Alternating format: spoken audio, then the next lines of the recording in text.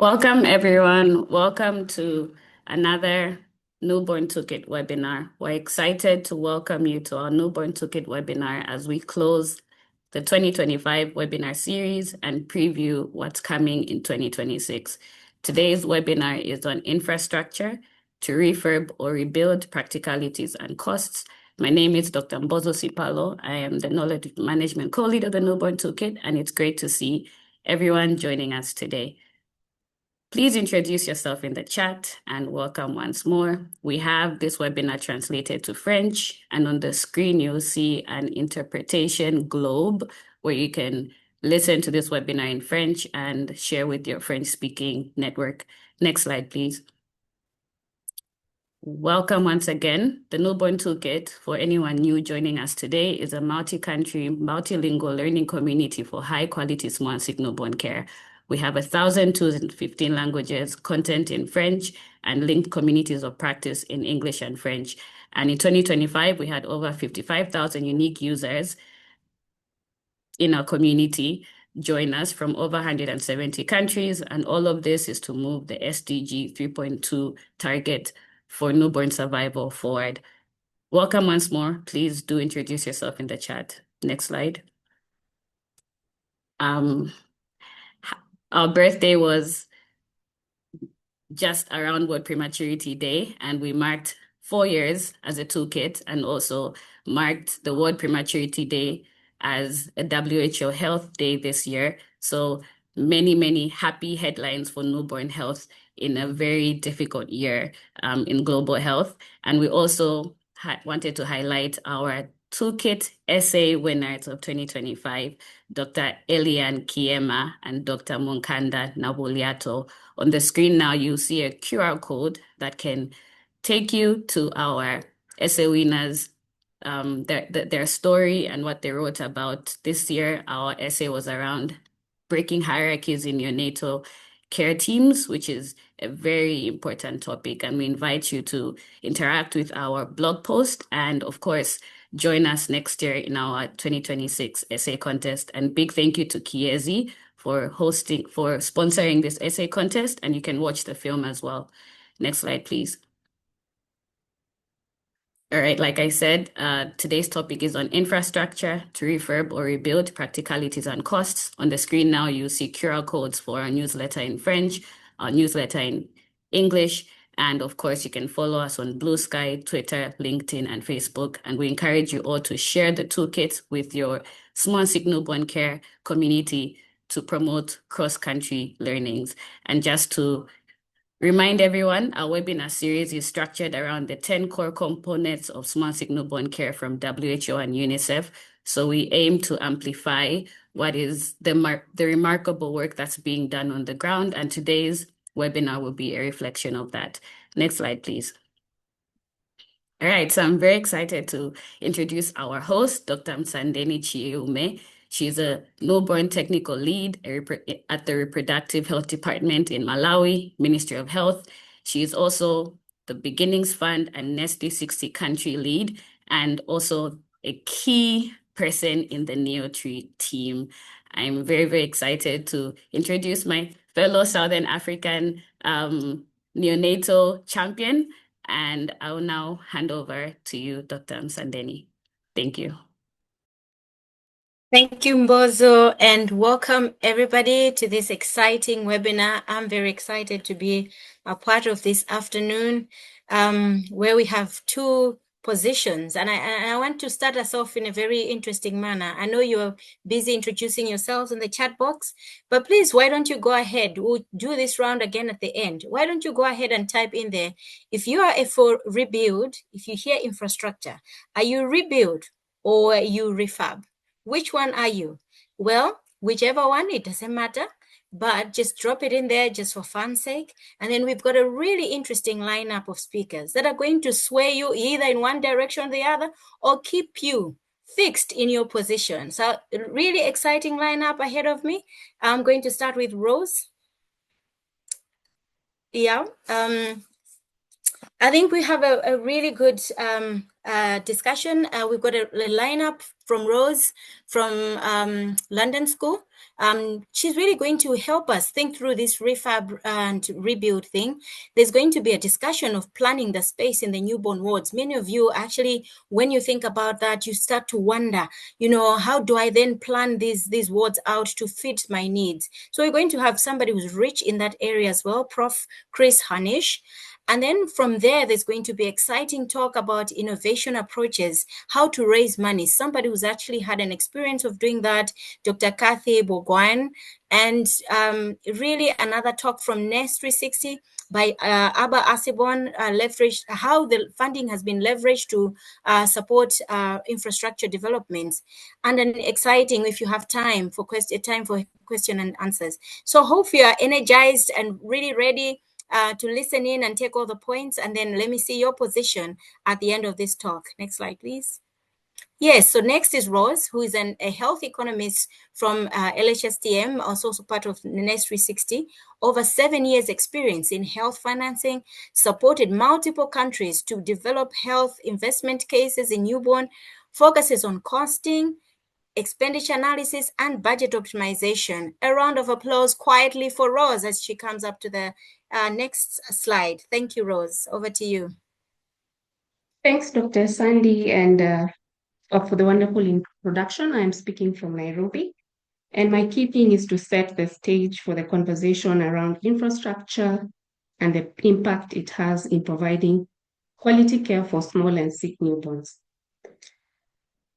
Newborn care is still new, and often when hospitals plan for infrastructure, they forget the newborns, especially in the low and middle income countries.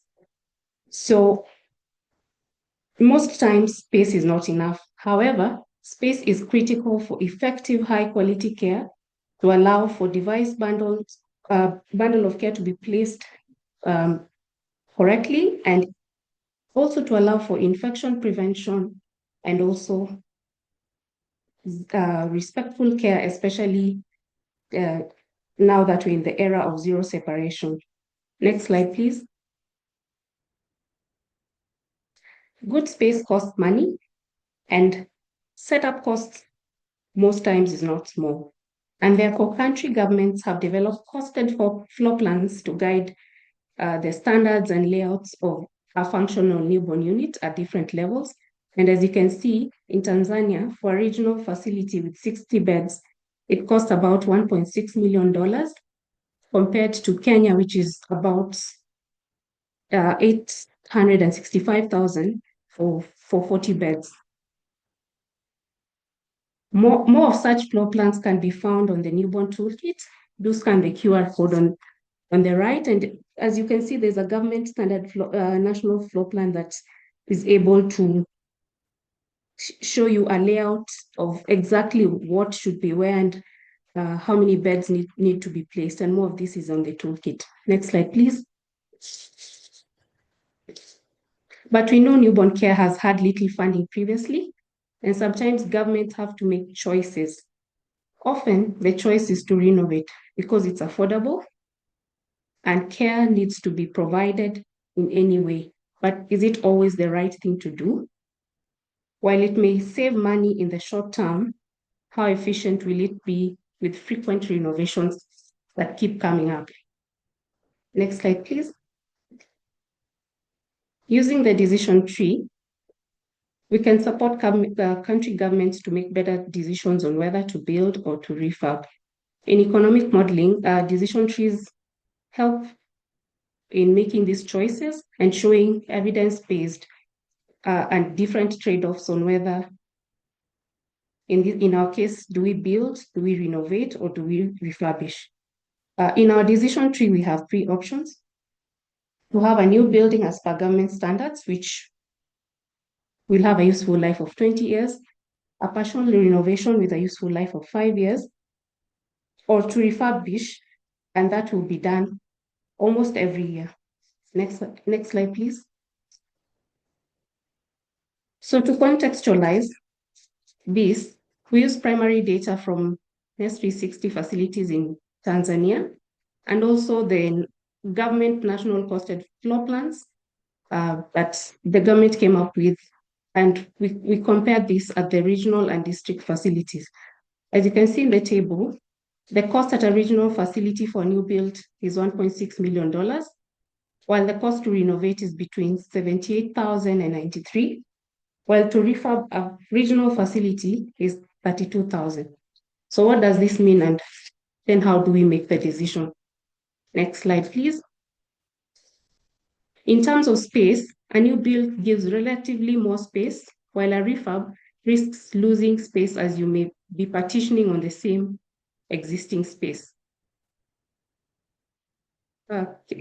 Keep clicking kindly, Yoshi.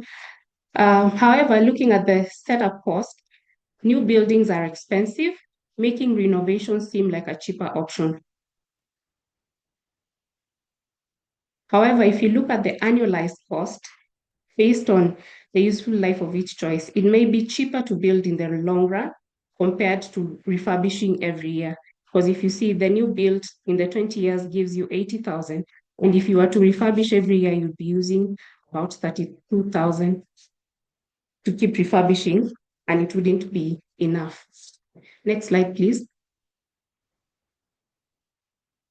So what does this mean in terms of the findings and the decisions that that governments can make moving forward? While it may look costly to build, there is better economic value long-term and will propel and transform quality of care for newborns. It's expensive to build, yes, but there are other ways that government can consider in terms of raising funds or financing pathways for infrastructure. There could be domestic financing or through development partners or co-funding arrangements, whether with development partners or just in-house or in-country arrangements. But while we await to receive funds or while we await to raise these funds, what do we do in the meantime? We start where we are. We make small expansions, improve existing space, and use data to advocate for more space. Next slide, please. Overall, what we're trying to say is we need to make better decisions, and to do this, we need to advocate more for newborns, because investing in newborns has shown to bring on high returns. And so far, the investment cases that have been done in Tanzania and recently in Kenya and launched during the World Prematurity Day show a high return of between 8 and 15 for every dollar invested. And therefore, for governments to be able to make the case for newborns, we need data showcasing high returns, progress, and even better advocacy through parents who have walked the mile. And in our next talk, we will see how we can use the available money wisely to be able to make the best decisions based on the space and the money that is available. Next slide, please. As I finish, the decision to whether build or renovate is still something that is new, and we are trying to decide, and we're trying to showcase which decision and at what point, and given the money, should a government pick, whether it's to build now or to renovate now, even as they try to fundraise. And so we welcome your inputs to be able to refine this, and even new ideas, and also other costing in terms of the infrastructure. Even as we await the WHO, UNICEF to release the infrastructure standards that are coming out soon. Be sure to check out the toolkit on other available tools as we go faster together. There's the ABC device costing tool that is available. There's the investment case and the paper that we have done on the Tanzania investment case, and the floor plans and infrastructure standards, especially for Tanzania, that are very well laid out and are able to showcase what the space looks like and what the layout looks like. Thank you, and back to you, Dr. Sandy. Well, thank you, Rose. That was indeed very insightful. What I'm hearing from you is rebuilding, or a fresh build can feel expensive at the beginning, but long-term, very cost effective and so beneficial to think in that direction. But of course, you've got to be realistic and use whatever you have to improve the quality. Moving forwards, we've got our next speaker, who is Professor Christopher Hanish. Next slide, please.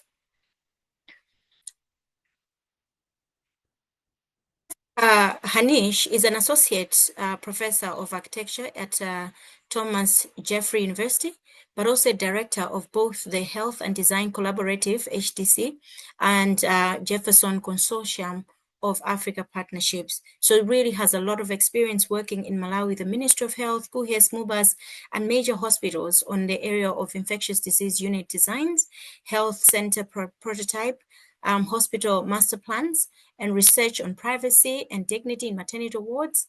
So also is a really bright individual who received the Fulbright Teaching Scholarship Fellowship in 2016. And his work is a lot on equity, sustainability, resilience in humanitarian architecture, which has supported his teaching in Uni of Polytechnic. So a very well-rounded individual, a lot of experience in infrastructure. I would really like to hear about those practical aspects from you, Prof. Hanish. Over to you. Thank you. Thank you, and good morning from Philadelphia. Greetings to my friends and colleagues across the world. It's nice to see a number of names popping up that are familiar. Next. As mentioned, this is all work that's done through the Malawi Health and Design Collaborative that catalyzes health and design professionals to strengthen public healthcare systems. Next. And our sort of operative thesis is that every building is a public health intervention. Next. So I wanted to start by talking about a series of principles that I think need to be considered when planning for refurb or new construction. And one is really key, I think. Next is evidence-based design. And in the profession of architecture, we are kind of catching up in the world of evidence-based research that is so familiar to most of the health professionals here, but really a focus on patient outcomes, quality of care, healthcare professionals' efficiency and satisfaction, nosocomial infection, among others. Next. So one of the projects that we have focused on is at Queen Elizabeth Central Hospital in Blantyre, studying the design factors in maternity wards that influence quality of care and patient outcomes. Next. One thing, for example, a place where architecture can really address some of the issues that healthcare professionals are trying to solve includes paternal involvement. We, in our studies, found that a significant number of both mothers and paternal partners wanted greater involvement, but of course, no mothers want the paternal involvement of the woman next to them, affecting their privacy. And so design is a way that we can organize space such to accommodate both partners and the privacy of others. Next. Patient privacy, we tended to find, was most concerning in the postnatal wards of units. Next. And also found the really importance of efficiency. I think this next slide points out the next slide points out a really important example where we put Fitbits on staff at Queen's and measured their steps. And you can see that some staff, in fact, had 19,000 steps in an 18-hour shift. You can imagine that through more efficient design, we could reduce those steps considerably, thus leaving the healthcare professional with more time to increase quality of care. Next.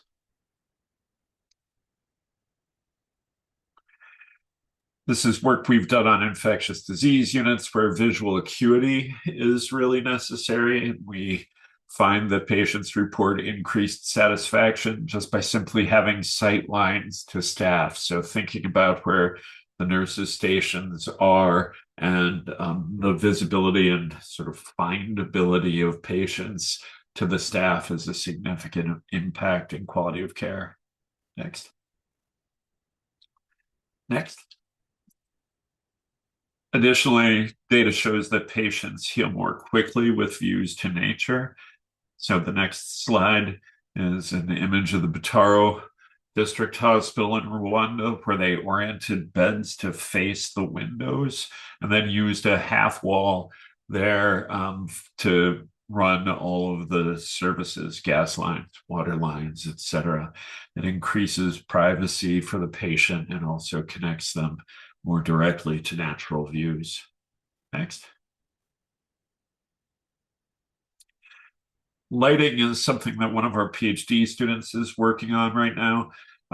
There's clear evidence that there are long-term health consequences of light imprinting in inappropriate light and dark environments during the newborn period. Next. And what we found at Queen's was that actually the light is brighter at night when all of the lights are turned on than when it is during the day when they turn it off for power. But that's a significantly adverse effect on newborns and mothers. Next. And so that's the Queen's ward at night, very brightly lit up. Next. We've done research on open wards in general, and I think we all kind of know that the real design balance and design challenge in open wards is the collision of the goals of great efficiency for staff, but privacy and dignity for patients. Next. And so we've studied a series of different ward models that might increase and improve efficiency, but also increase and improve patient privacy and dignity. Next. So this is a series of arrangements of bed options that accommodate space for guardians, and the staggering of the walls increases privacy for the patients and reduces viewing angles of others to the patient, while still trying to maintain the efficiency of the central circulation corridor. Next. This is a project that one of my students and I worked on quite a while ago. I'll keep it moving here. This is a prototype for a neonatal intensive care unit that we developed in part of this research, examining different design strategies that include increased levels of privacy and dignity. Also in these units, as we all know, temperature is a really important factor. And so we took into consideration next how we can organize nurses' stations such, or organize nurseries and nurses' stations such that we can, again, try to achieve appropriate temperature balances across the unit while maintaining staff satisfaction in what can be very hot and uncomfortable working environments. Next. And next. So we can stop in that area, but yep, that's sort of the conclusion to my presentation. If anybody's interested, please feel free to get in touch. Thank you.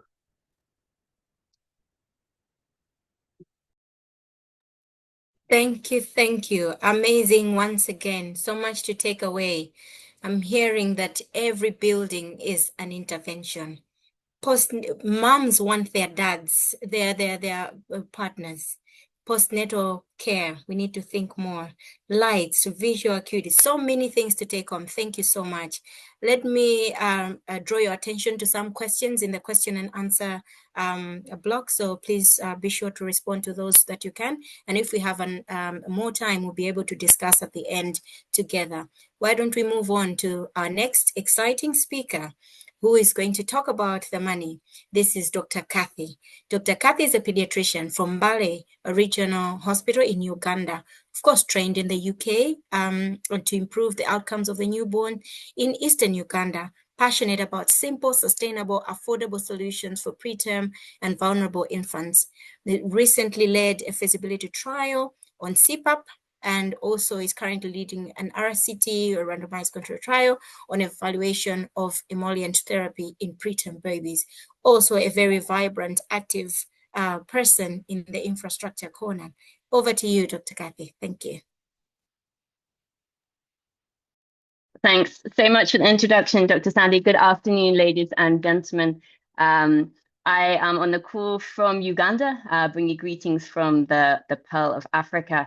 So this afternoon, I want to take you through our journey over the last around 10, 11 years. Back in 2014, we were faced with a situation probably not too dissimilar to many of you on the call. We had no neonatal unit, and we seemingly had no or very limited resources available to us to create a neonatal unit. So today I'm going to take this opportunity to explore with you how creativity, community, and compassion can come together to create a neonatal unit and make access to specialized hospital neonatal care available to all vulnerable neonates who need it. Next slide, please. So why is innovative funding needed?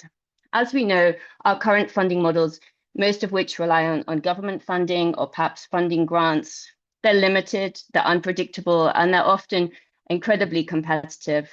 Our modern neonatal units, they don't just need a roof and walls, they need equipment, they need reliable water, they need stable power, and also we need to train the staff and maintain that equipment. And all of these elements, they need funding. And this is why all of us on this call, we need to be innovative. We need to embrace new, bold ways of financing newborn care. So I'm going to take you through some of the pathways that we have tried here in Mbale, in Eastern Uganda. Next slide, please. So community-driven fundraising, perhaps my favorite and most fun way to create funds, involving the local community, creating events that bring everybody on board. We run a Paint for a Preemie event every year. It involves local artists, local creatives coming together with ambassadors, that's parents, healthcare workers, to bring everyone together for an enjoyable event. The event has grown over the years, expectations have grown, and with that, the funds that are created have also grown. Events like this, however, are not just about fundraising. These are also about creating long-term commitment and awareness about newborn care and prematurity in the community. Next slide, please. So, yeah, cause-based social enterprise. This is another powerful tool we can use, perhaps not the most lucrative, but is definitely very helpful. We can talk about branded merchandise, so t-shirts, hats, bottles, baby clothes. You can put on them World Prematurity Day, World Human Milk Donation Day, the name of your project, the name of your not-for-profit. Selling these not only generates revenue at the time of the sale, but it also, as the people continue to use them, also creates awareness across your community. You can also partner with local creatives and artists. Here is a beautiful painting of a father practicing kangaroo care from our ward, done by one of our local artists, which we're able to auction off and raise funds for the neonatal unit. You can also think about service-based fundraising, both running local workshops and also online through online courses and ebooks. And all of these, they engage your supporters, they go home with something, and you get some money towards the neonatal unit, so everybody's happy. Next slide, please. Corporate partnerships and corporate social responsibility. This can bring in much bigger money. They like stories. They like passionate, emotional stories. And actually, that's one area where newborn care doesn't fall short. You can work with small local companies, like that small fridge down there. Local company donated us a fridge for the ward. And bigger companies who have corporate social responsibility programs, for example, us there with Stanbic Bank, we were able to work with them to receive a donation of multiple cots, pulse oximeters, and various equipment for the neonatal unit. When you work with partners like this, it's really important to have handover ceremonies involving media, social or traditional or otherwise, maybe considering adding labels or plaques to the things that they have donated.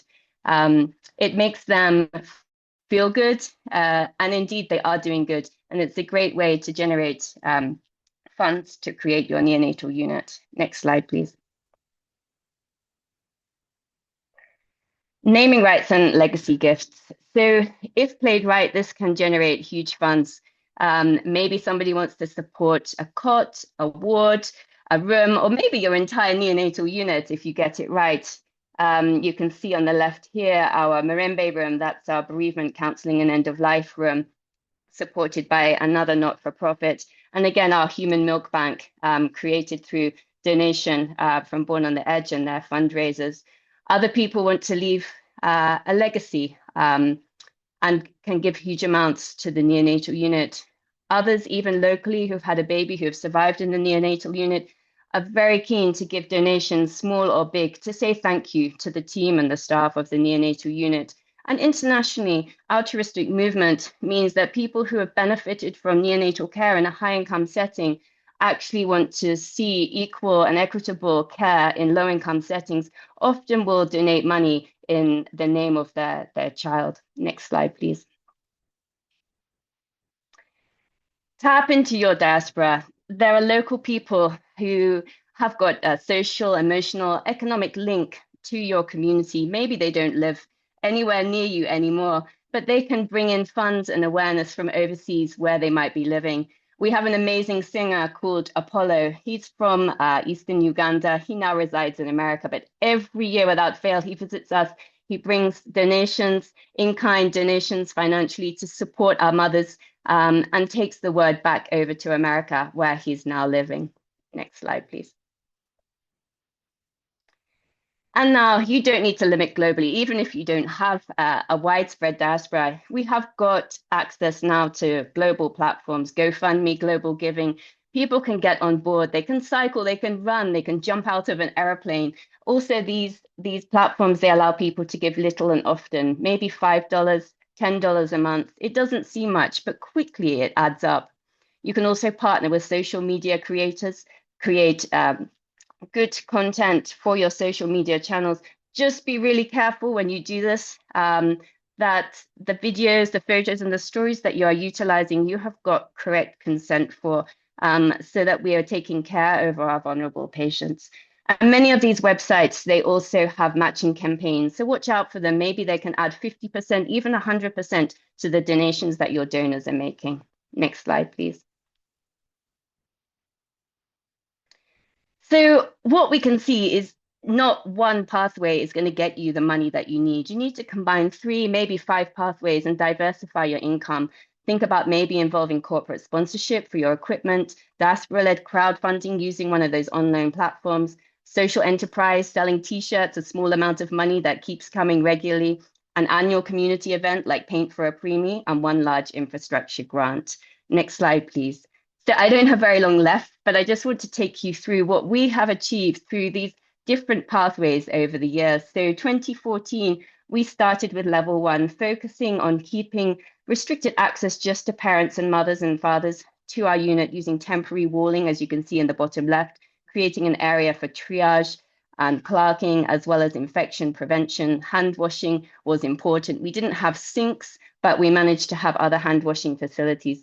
And key for us right from the beginning in 2014 was not separating the mothers from the babies. They have always been allowed 24/7 access to their babies. Next slide, please. So in 2015, we were given a larger area within the government hospital, which we then developed into our level 2A neonatal unit. Again, we partitioned it off, restricting access to staff and parents only. We provided better bed space to make it more comfortable for the mothers and cots for the babies if they weren't practicing kangaroo. You can see a small changing area by the door for the parents to change and hand washing facilities. And the key difference here was we were able to get funding to have a water tank to create sustainable water supply, and also a stabilizer to stabilize our power, so that when we implemented things like phototherapy and oxygen concentrators, those donations had a long lifetime and didn't break immediately. And of course, as you can see on the right-hand side of the screen, making sure that the mothers were still allowed to be with their babies 24 hours a day. Next slide, please. Level 2B brought with it the advent of bubble CPAP. Lots of fundraising took place here from all of those different avenues that I've described to you, but allowed us to implement bubble CPAP primarily for our very low birth weight infants. But what we saw for them was a 44% reduction in their mortality. We very shortly realized, however, if you're relying on a bubble CPAP and power goes off, you have a problem. So we put in a lot of effort for fundraising to get battery backup and 24/7 monitoring for these babies. Numbers increased. We moved home again to a bigger room within the hospital. And at this point, we are having around 110 babies sometimes and their mothers on the ward, having around 300, 350 missions a month. But we still kept the mothers in the ward. And you can see it's squashed, it's cramped, but everybody was still happy, practicing as much as they could continuous kangaroo mother care. Next slide, please. The most amazing thing happened this year, 2025. We received 2 large grants from 2 organizations overseas, and we were able to more than double the space of our neonatal unit. You can see in the middle there, that's the preterm HTU. There's also a term HTU on the other side.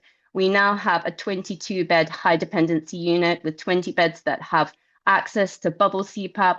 They have kangaroo mother care chairs. You can see the mother is super, super happy there. They're allowed to practice kangaroo 24 hours a day next to their baby's cot, together with bubble CPAP and 24/7 monitoring of their babies. We also have 2 level 3 cots that allow us to look after babies a little bit younger, maybe 26, 27 weeks.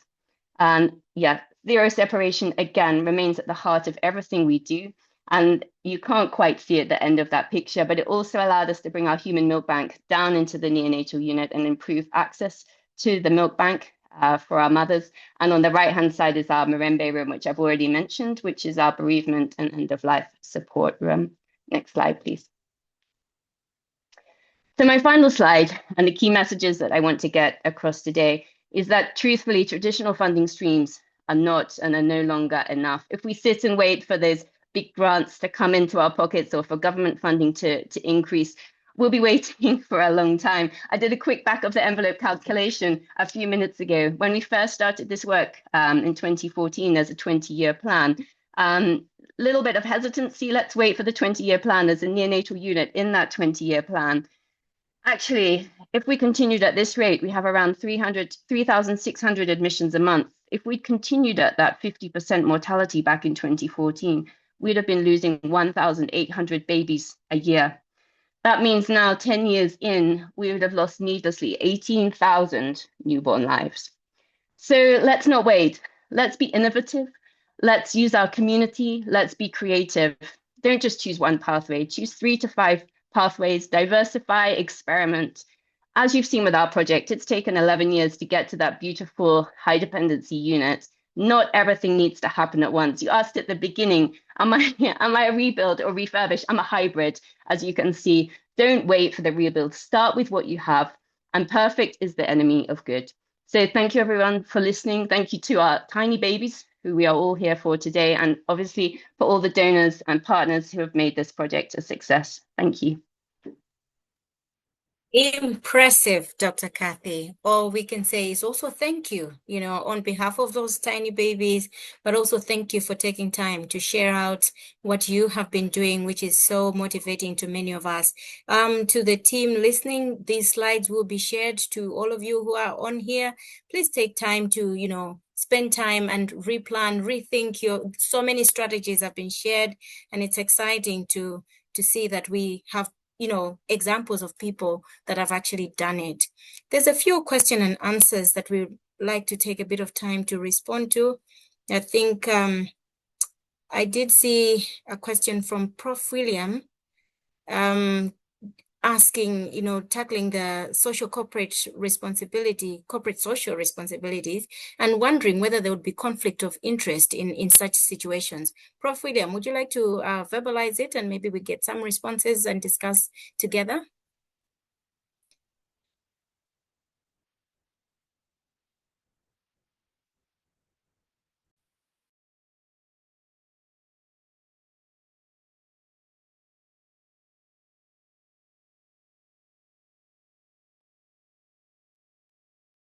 And if not, I will move to the next question, which is how do you look for and approach appropriate corporate partners who might be interested?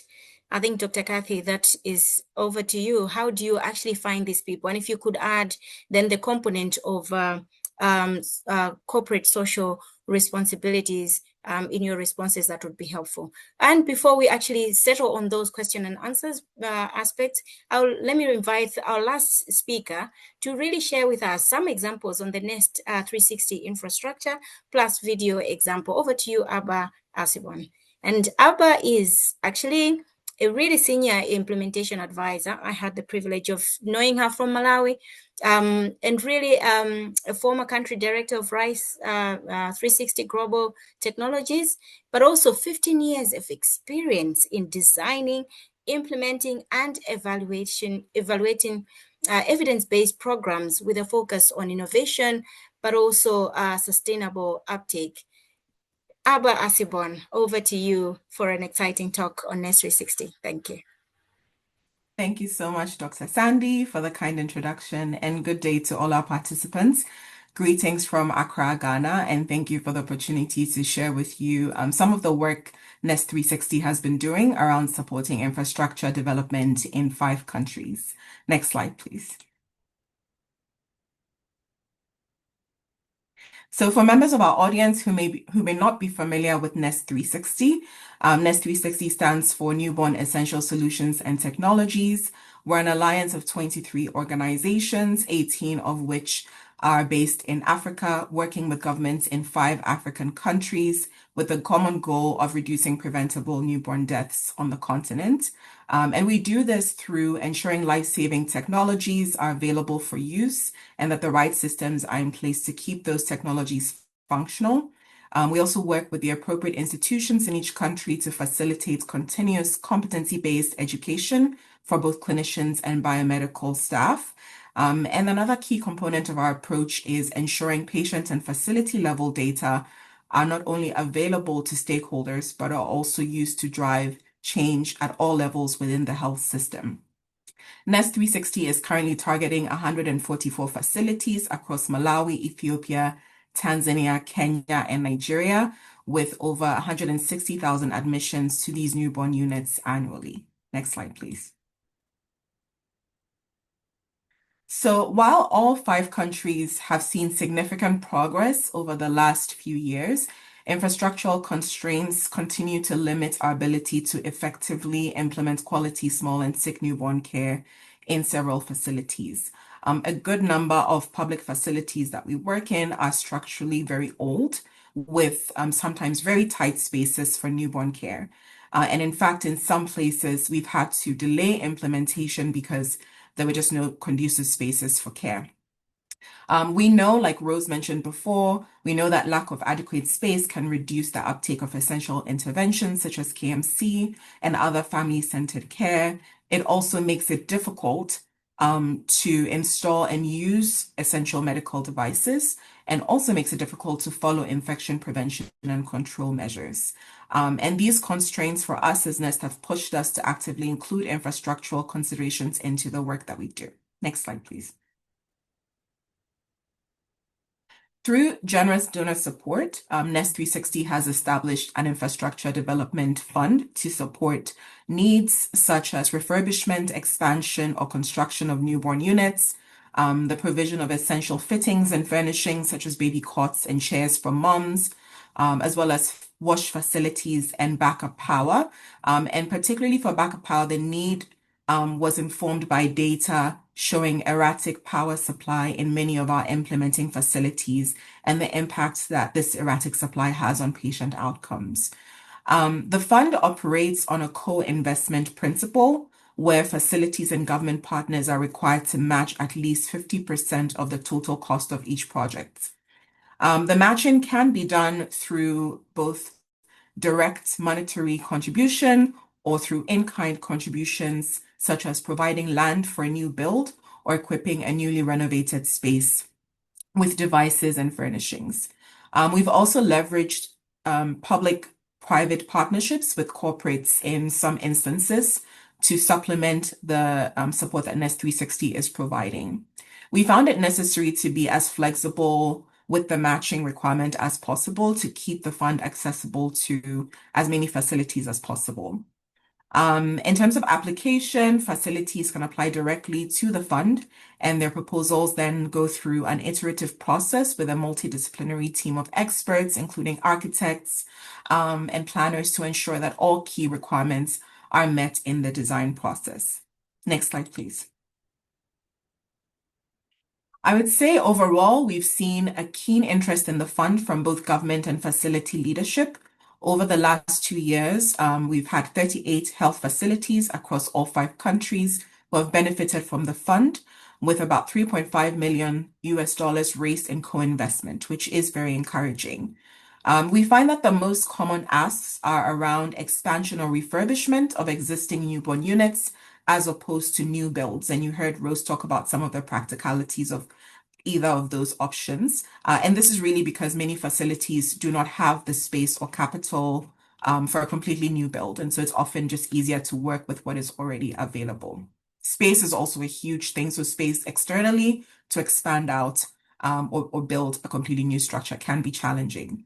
We've also had quite a number of solar backup power projects that have gone through the fund, particularly in places like Nigeria and Malawi, where power supply can be a challenge.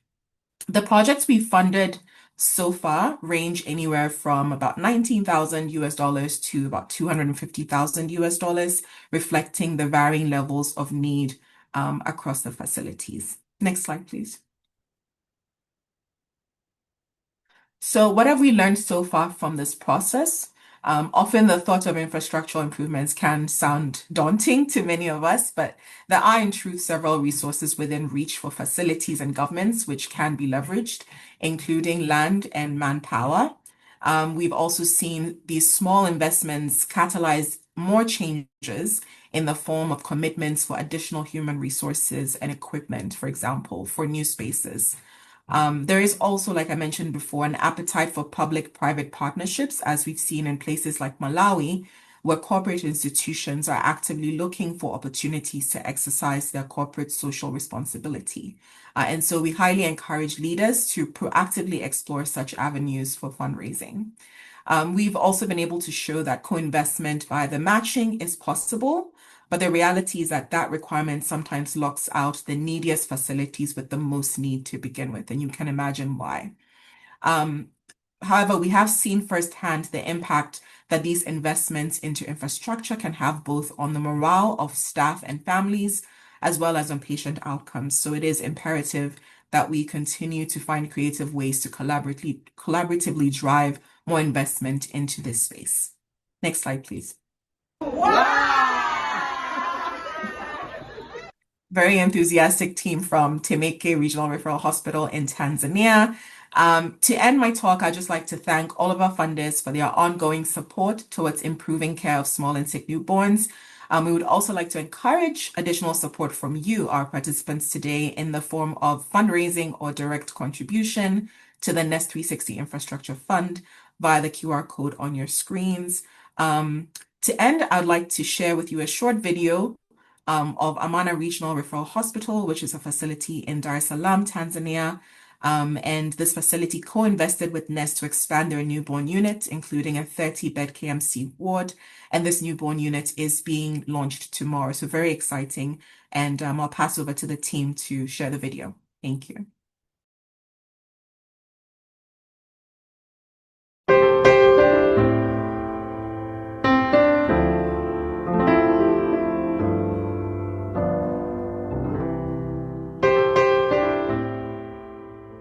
Amana Hospital, located in Dar es Salaam at the city center, it has a larger number of admission in different departments, and our department has about in a year 5,000 to 95,000 sometimes admission as in unit babies. Capacity of the ward is very small. We have few beds, but in high season we admit more babies, so that to us it was a big challenge that we need a room for these babies and mothers to stay together.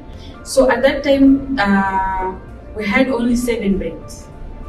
and daily babies in the preterm ward is 30. So like we need 23, we find like 4 babies with their machines, but 10, 17, they need to stay with their mothers. But we don't have a space. So mothers, they should come every 3 hours with their babies. It's a tiresome work. Next 360, we have been working with them through infrastructure, capacity building, coaching us, taking their through QI and all that tools they're giving us. They saw this, they took the data, they say, really, per year you have 1,000 babies, up 1,115 babies who need to stay with their mothers, 7 beds. Per month, we have 80 to 100 mothers that can stay there, baby, but we have 7 beds. Let's go with this. So that advocates went out and stakeholder came in, and the giant stakeholder to us, Next 360, took that thing that we were doing, that our vision. Then they started saying, we will build the building. So that is how it came in. So now we have a new building with 30 beds, from 7 to 30. Now all mothers, as I said in Britain, are unit, 30 to 25. Only 5 they need machine. 20 they can stay with their mothers. As I speak now, we have a beds that can take all the mothers. So all mothers, they won't stay away from their beds, and that is rooming in. And this will make our unit to minimize infection, to minimize overcrowding. It will minimize also the hospital stay. They will stay shortly. We'll see mother and the baby in the time. We'll teach the mother. If the mother owns the process, then even the shortage of staff, this will handle the shortage of staff. I believe with this, we are going to go out with a flying color, because I know the neonatal death will be reduced quickly. So with Next 360, they are helping us to accelerate the process, and now it is there. And I believe this will change Amana, though we are the cornerstone, but with colorful changes when it comes to reducing neonatal death.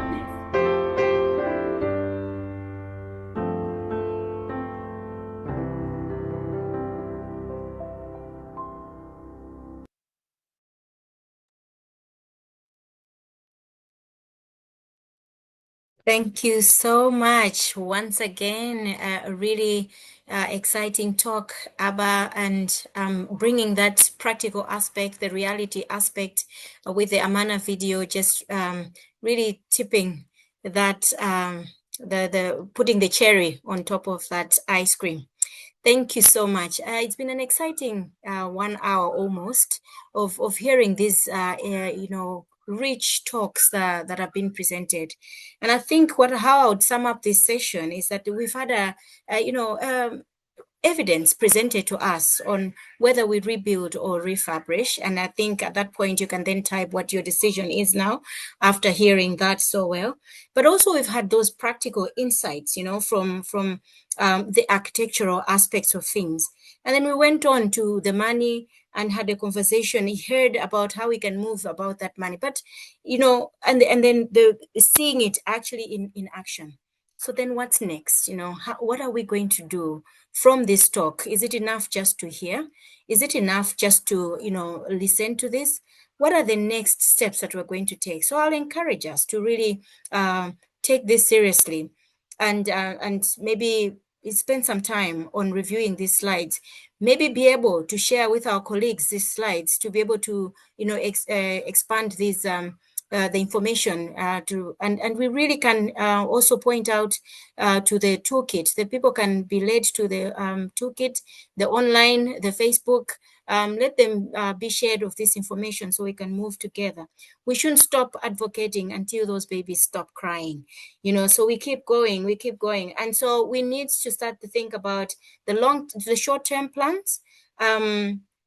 I've heard so many exciting ventures. There's the social corporate responsibilities. There's the social aspect of just engaging people. The runs, the short walks, those small adverts. I think those can go ahead and start.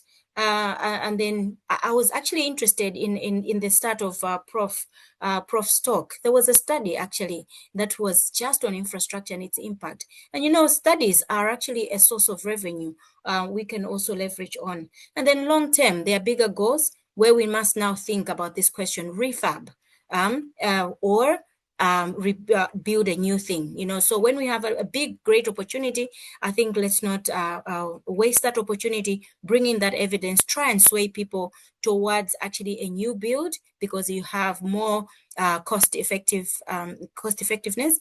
And then if that's not possible, still continue with whatever we need to do.